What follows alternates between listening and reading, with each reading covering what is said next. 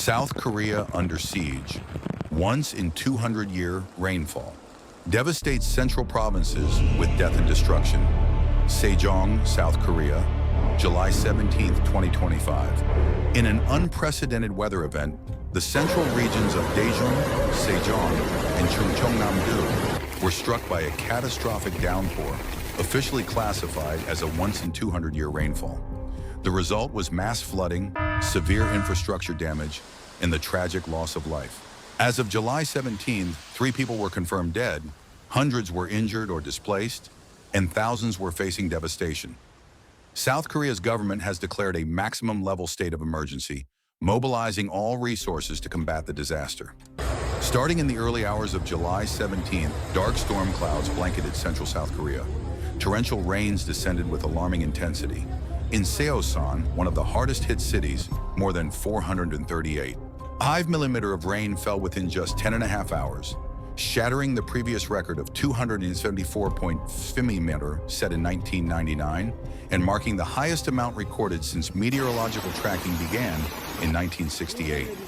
Within hours, roads disappeared beneath murky fog. Farmlands vanished. Entire villages were cut off from the outside. Power lines failed, water supplies were disrupted, and most roads became impassable. Rescue teams had to deploy boats to reach those stranded.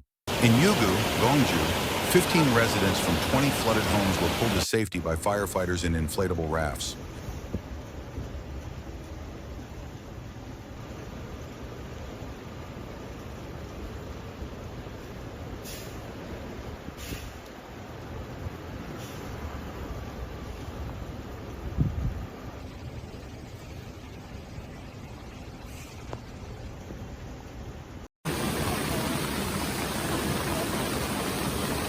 Please subscribe to my channel to get the latest updates on natural disasters around the world as quickly as possible. Wishing you a great new day.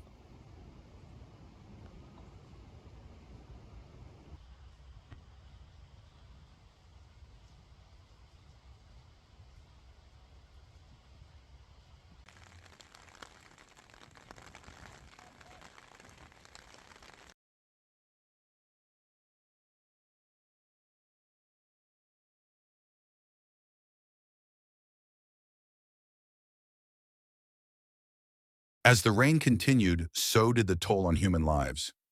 At 3:59 a.m., a vehicle in Chungnam, Seosan was swept away by floodwaters. By 6:15 a.m., rescue workers located a man in his 60s, unresponsive inside a submerged car. Despite immediate medical efforts, he was pronounced dead at the hospital. Later that morning, the body of another elderly man in his 80s was recovered after being swept away by rising waters. These were not just statistics. They were fathers, grandfathers, neighbors, victims of a tragedy no one could have anticipated. In Pyongyang and Gwangju, several others were injured in mudslides while working near drainage channels. In Jonggan, Gwangju, 3 individuals sustained serious injuries but fortunately survived. As rivers overflowed and dams failed, entire communities were submerged. Streets became indistinguishable from rice fields, with floodwaters reaching waist height. In Hwawo, Gwangju, a dam rupture caused floodwaters to sweep through cattle sheds and into homes. By 12:42 p.m., emergency crews were ferrying residents to safety in boats. One local survivor tearfully recounted, "We had no time. The water came all at once, the dam broke, and we were surrounded. We grabbed only what we could and ran. I still hear the sound of the rushing water."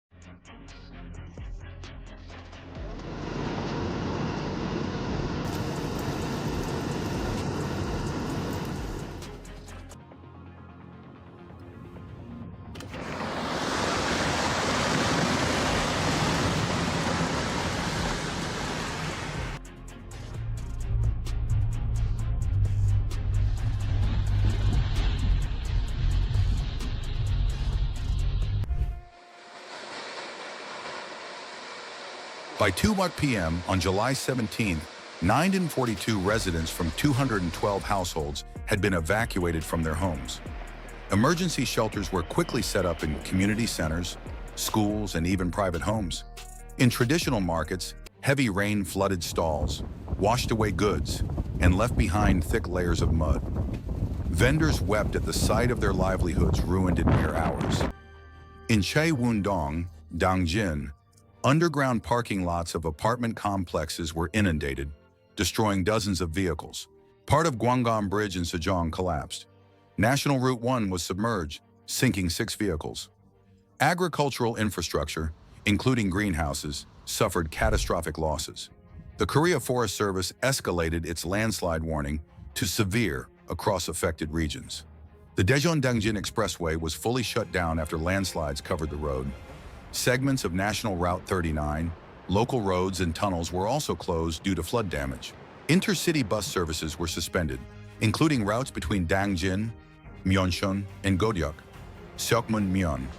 Korail suspended rail lines connecting Seoul, Daejeon, Gyeongbu Line, Cheonan, Iksan, Janghang Line, and Hongseong, Seohwasong, Seohae Line. The subway line 1 between Pyeongtaek and Sinchang also ceased operations. The Chungnam Provincial Office of Education announced the closure of 502 schools, including all schools in Dangjin, Seosan, Asan, Yasan, and Hongseong, along with 7 in Cheonan and 12 in Gongju. At least 21 schools suffered direct structural damage due to flooding and landslides. Parents, fearing for their children's safety, scrambled to pick them up early, some wading through floodwaters. Teachers and school staff worked around the clock to ensure the children were evacuated safely. According to the Korea Meteorological Administration, rainfall recorded by 4 p.m. on July 17th was as follows. Seosan, 519 mm, Hongseong, 414.3 mm, Sejong, 386 mm, Daejeon, 378 mm, Gongju, 375 mm, Cheongyang, 369 mm. The storm's peak intensity in Seosan, 114.9 mm/hour, was classified as a once-in-100 years event, and it's not over yet. Forecasts predict an additional 100-300 millimeters of rain across central regions through July 19th. In response, the government issued a Level 1 National Crisis Alert, the highest possible. Rescue teams, military units, and firefighting services were deployed en masse. The Korea Water Resources Corporation began controlled releases from the Boryong Dam to prevent additional flooding. The images emerging from central South Korea, families in boats under umbrellas, children clutching school bags above water, cars floating in underground garages, have stirred nationwide empathy and international concern. This flood is not an isolated event. It follows a global trend of increasingly intense and frequent extreme weather. The lesson from this disaster is clear. Urban planning, flood control infrastructure, and emergency preparedness must evolve with climate reality. The people of South Korea are resilient, but resilience must be matched by investment in prevention, not just response. The rains will stop, but the scars of July 17th will linger in broken bridges, lost homes, empty classrooms, and in the hearts of those who lost loved ones.